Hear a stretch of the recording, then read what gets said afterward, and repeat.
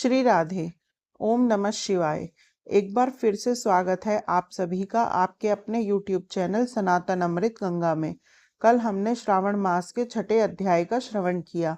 आज हम सावन मास के 7वें अध्याय का श्रवण करेंगे। सबसे पहले श्री गणेश जी को प्रणाम करेंगे। उसके बाद अपना ध्यान भगवान शिव शंकर के चरणों में केंद्रित करते हुए हम अपनी कथा को श्रवण करते हैं। 7वां अध्याय, मंगलवार व्रत कथा। भगवान सदाशिव ने श्री सनत कुमार से कहा, अब मैं मंगलवार के व्रत का महात्म्य सुनाऊंगा। ध्यान पूर्वक सुनो। इस व्रत के करने से वैधव्य का नाश होता है। विवाहोत्तर 5 वर्ष तक इस व्रत को करना चाहिए।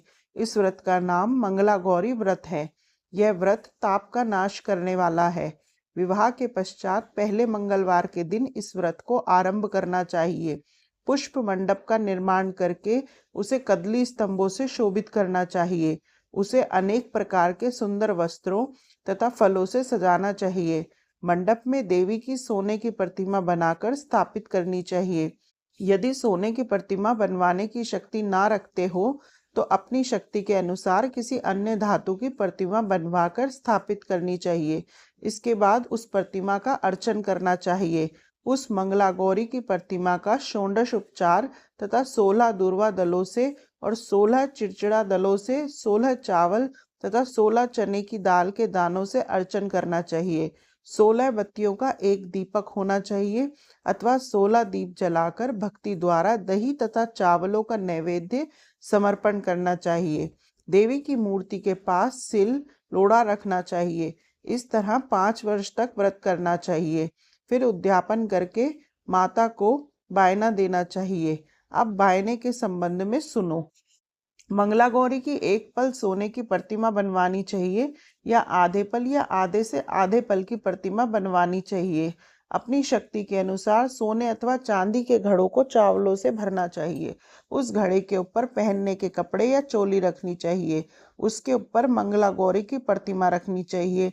देवी के नजदीक, जैसा कि मैं ऊपर भी कह आया हूँ, सिल्लोड़ा रखना चाहिए। यह सिल्लोड़ा चांदी का होना चाहिए। इस प्रकार माता के लिए बायना देना चाहिए। फिर 16 सुहागन ब्राह्मणियों को भोजन करवाएं। हे सनत कुमार, इस प्रकार व्रत करने से 7 जन्म तक अटल सौभाग्य तथा पुत्र पौत्र एवं संपत्ति आदि सब अपने आप प्राप्त हो जाया करती हैं। सनत कुमार ने भगवान सदाशिव से पूछा, प्रभु, इस व्रत को पहले किस किस ने किया था और उसको करने से किस किस को किस किस फल की प्राप्ति हुई? कृपया करके आप मुझे इस व्रत के संबंध में इस प्रकार से बतलाएं, जिससे इस व्रत में मेरी श्रद्धा और बढ़ जाए।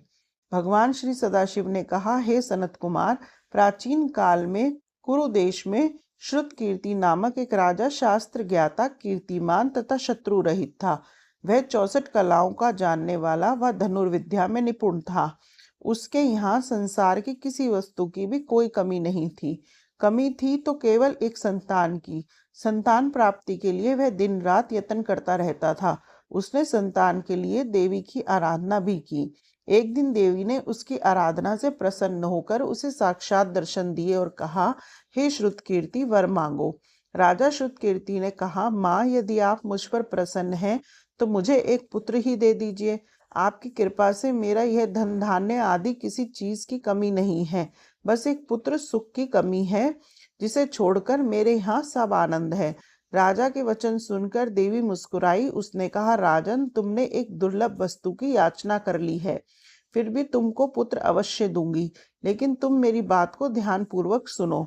तुम्हारे यहाँ जो पुत्र होगा वह अत्यंत गुणवान भी होगा, किंतु वह 16 वर्ष से अधिक नहीं जी पाएगा। हाँ, यदि एक सुंदर अथवा विद्याविहीन पुत्र होगा तो वह बहुत समय तक जीवित रहेगा। देवी की बात सुनकर राजा चिंताग्रस्त हो गया। उसने अपनी रानी से बात की और फिर उसकी बात से गुणी संपूर्ण लक्षण युक्त 16 वर्ष की आयु वाला पुत्र मांगा। देवी ने कहा, राजा, मेरे मंदिर के मुख्य द्वार पर आम का पेड़ है। मेरी आज्ञा है कि तुम उस पेड़ से एक आम तोड़कर अपनी रानी को खाने के लिए दे देना। उसको खाने से रानी को अवश्यमेव गर्भ रहेगा। राजा ने प्रसन्न होकर देवी के मंदिर के मुख्य द्वार पर जो आम का पेड़ था, वहां से एक आम तोड़कर अपनी पत्नी को खाने के लिए दिया। रानी ने देवी के आदेश अनुसार फल खाया और 10 मास के पश्चात उसके यहाँ देवपुत्र तुल्य पुत्र पैदा हुआ। हर्ष शोक से संपन्न राजा ने राजकुमार का जातकर्म आदि संस्कार करवाया और भगवान सदाशिव का ध्यान धरकर उसका नाम चिरायु रखा। लड़का अपने माता पिता की देख रेख में चांद की तरह बढ़ने लगा। दिन बीतते चले गए और उसका 16वां वर्ष आरंभ हो गया। राजा रानी दोनों को चिंता सताने लगी। राजा ने सोचा, मैंने यह पुत्र बड़े कष्टों से प्राप्त किया, अपनी आंखों से मैं इसकी मृत्यु कैसे देख पाऊंगा। यह विचार करके उसने राजकुमार को उसके मामा के साथ काशी भेज दिया। जाने के समय रानी ने अपने भाई से कहा, तुम कार्पटिक वेश धारण करके राजकुमार को काशी ले जाओ। मैंने इसके जन्म से पूर्व भगवान श्री सदाशिव से प्रार्थना की थी कि हे प्रभु, पुत्र प्राप्ति पर मैं उसे जगतपति की यात्रा के लिए भेजूंगी। तुम इसको इसी समय काशी ले जाओ। इसकी देह प्राण की रक्षा करना। रानी का भाई अपनी बहन की बात सुनकर भांजे को साथ लेकर काशी चला गया। कई दिन की यात्रा के पश्चात वह आनंद नगर पहुंचा। वहां पर वीरसेन नामक राजा राज्य करता था, जो कि शास्त्र का ज्ञाता था, कीर्तिमान था तथा शत्रु रहित था। उस राजा की कन्या मंगला गौरी अपने रूप लावण्य के कारण चहुं दिशाओं में प्रसिद्ध थी। मानो वह राजकुमारी आकाश की चांद की तुलना में धरती का चांद थी। जिस समय राजकुमार चिरायु तथा उसका मामा आनंद नगर में शहर से बाहर के शाही बगीचे में पहुंचे, उस समय राजकुमारी मंगला गौरी अपनी सखी सहेलियों के साथ खेल रही थी।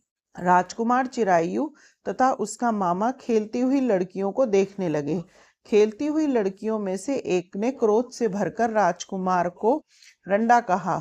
उस बालिका को क्रोधित और दुर्वचन कहते देखकर राजकुमारी ने उस बालिका से कहा, हे सखी, तुम दुर्वचन क्यों बोलती रहती हो? मेरे संग अयोग्य वाणी बोलने वाली कोई भी स्त्री नहीं है।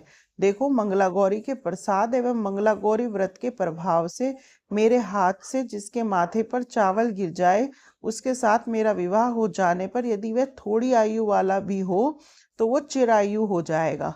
इसके बाद सब बालिकाएं अपने अपने घर को लौट गईं। उस दिन राजकुमारी का विवाह बालिहक देश के दृढ़ धर्म राजा के पुत्र सुकेतु नाम वाले राजकुमार से होने वाला था। लेकिन सुकेतु मूर्ख, कुरूप तथा बहरा था।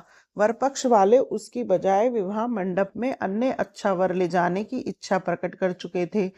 विवाह के पश्चात सुकेतु के बजाय प्रस्तुत वर को भेज दिया जाएगा और सुकेतु बालिहक देश को अपनी पत्नी लेके लौट जाएंगे। ऐसा विचार करके वर पक्ष के कुछ आदमी चिरायु के पास जाकर उसके मामा से कहने लगे, यह बालक तुम हमें दे दो, इसके द्वारा हमारे कार्य सिद्ध होने वाला है। इस भूमि पर परोपकार जैसा अन्य कोई धर्म नहीं है। उन लोगों की बात सुनकर चिरायु का मामा प्रसन्न हो गया, क्योंकि वह बगीचे में मंगला गौरी की बात सुन चुका था। उसने वर पक्ष वालों से कहा, आप लोग इस लड़के को क्यों चाहते हैं? विवाह के लिए वस्त्र, गहने आदि तो मांगे जा सकते हैं, लेकिन कोई वर थोड़ी ना मांगा जाता है। फिर भी मैं आपकी बात रखता हुआ लड़का आपको दे रहा हूँ। वर पक्षीय जन राजकुमार चिरायु को विवाह मंडप में ले गए और विवाह कार्य सिद्ध हो गया। जब सप्तपदी आदि कार्य होने के बाद रात में राजकुमार मंगला गौरी के साथ सोया, तभी उसका 16वां वर्ष समाप्त हो रहा था। ठीक उसी समय काल सांप के रूप में वहां आया। संयोगवश उसी समय राजकुमारी की नींद खुल गई और वह सांप को देखकर मारे भय के कांपने लगी। फिर उसने भय त्याग कर सांप की पूजा की, पीने के लिए उसे बहुत सा दूध दिया, प्रार्थना की, दीन वाणी से उसकी स्तुति की। मंगला गौरी ने कहा, मैं उत्तम व्रत करूंगी, मेरे पतिदेव जीवित हो जाएं और चिरंजीवी हों। देखते ही देखते सांप कमंडल में प्रवेश कर गया। अपनी पूंछ की चोली से राजकुमारी ने कमंडल का मुख बांध दिया। उस समय राजकुमार अपने शरीर के अंगों को ऐंठते हुए जागकर उठकर बैठ गया। उसने राजकुमारी से कहा, मुझे बहुत भूख लगी है। राजकुमारी ने माता के समीप जाकर लड्डू आदि लाकर राजकुमार को खाने के लिए दिए। राजकुमार ने प्रसन्न होकर भोजन किया। हाथ धोते समय उसके हाथ से अंगूठी गिर गई। वह पान खाकर दोबारा सो गया। उसके सोने के बाद राजकुमारी कमंडल को बाहर फेंकने के लिए गई, लेकिन विधि के विधान से बाहर जाते समय चमकते हुए हार की चमक देखकर चकित रह गई। उसने उस घट में स्थित हार को अपने गले में पहन लिया। थोड़ी रात बाकी रहने पर चिरायु का मामा आकर उसे ले गया। चिरायु के जाने के बाद वरपक्षीय जन सुकेतु को वहां ले आए। मंगला गौरी ने जब सुकेतु को देखा तो कहा, यह मेरा पति नहीं है। इस पर वरपक्षीय जनों ने राजकुमारी से कहा, हे देवी, यह तुम क्या कह रही हो? यदि कोई पहचान हो तो कहो। मंगला गौरी ने कहा, रात को मेरे पति ने जो मुझे जड़ाऊ हार दिया है, उस हार के रत्नों की सुंदरता ये बतलाए। यह कोई अन्य ही है। रात्रि में अम्र सेचन के समय मेरे पति का केशर युक्त पद मेरी जांग में लगा हुआ है।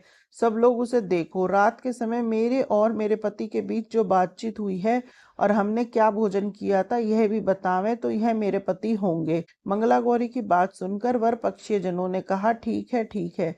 लेकिन सुकेतु उपरोक्त प्रश्नों में से किसी एक का भी उत्तर नहीं दे सका। इस पर कन्या पक्ष वालों ने उसके साथ राजकुमारी को भेजने से इनकार कर दिया और वर पक्षीय जन अपना सा मुंह लेकर जैसे आए थे वैसे ही लौट गए। मंगला गौरी के पिता महाराज वीरसेन ने प्रसन्न होकर एक महान यज्ञ रचाया। उसने यह भी सुना कि वरपक्षीय जन किस प्रकार अपने कुरूप राजकुमार की बजाय किसी अन्य सुंदर युवक को विवाह के मंडप में ले आए थे और उसके साथ मंगला गौरी का विवाह हुआ था। अब मंगला गौरी राजमहल के बरामदे में एक चिक्की ओट में बैठ गई और प्रत्येक आते जाते यात्री को देखने लगी ताकि उनमें कहीं से उसे चिरायु दिख जाए। उधर चिरायु भी अपनी ससुराल का हाल जानने के लिए अपने मामा के साथ वहां आन पहुंचा। जो ही वह चिक के सामने से गुजरा, मंगला गौरी ने उसे देखकर कहा, पिताजी, मेरे पति आ गए हैं। राजा ने तुरंत ही मामा भांजे को राजभवन के भीतर बुलाया। मंगला गौरी की बतलाई हुई सब निशानियां चिरायु में मौजूद थी। राजा ने वस्त्राभरण, अश्व, गज, रथ तथा अन्य बहुत सी चीजों के साथ मंगला गौरी चिरायु के साथ कर दी। उसके बाद चिरायु राजा वीरसेन से विदा होकर अपनी पत्नी और मामा के साथ कुल नंदन सेना सहित अपने नगर को गया। जब उसके माता पिता ने लोगों के मुख से उसकी वापसी के संबंध में सुना तो उन्हें इस बात का विश्वास नहीं हुआ। वे सोचने लगे कि भाग्य के विपरीत कैसे हो सकता है। वे अभी यह सोच ही रहे थे कि राजकुमार चिरायु ने माता और पिता के चरणों में प्रणाम किया। माता ने उस सिर पे हाथ फेरा और उसके आनंद का कोई पार नहीं रहा। फिर उसने पुत्रवधू को अपनी गोदी में बिठाकर उससे सारा हालचाल पूछा। भगवान शंकर बोले, हे महामुने, मंगला गौरी ने उसको व्रत का महात्म्य तथा पिछला समस्त घटनाक्रम बतलाया। हे सनत कुमार, मंगला गौरी के कारण ही तभी से यह व्रत मंगला गौरी के नाम से प्रसिद्ध हुआ।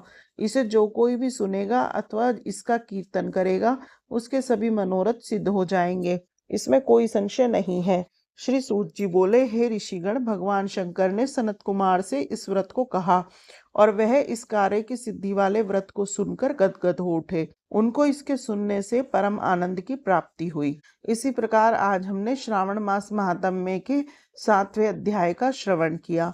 कथा को कहने वाले और सुनने वाले और हुंकारा भरने वाले सभी पर भगवान शिव शंकर की असीम कृपा सदा सर्वदा बनी रहे, ऐसी मंगल कामना के साथ हम अपनी वीडियो को विश्राम देते हैं। वीडियो को लाइक, शेयर और चैनल को सब्सक्राइब जरूर कीजिए। ओम नमः शिवाय। जय जय श्री राधे।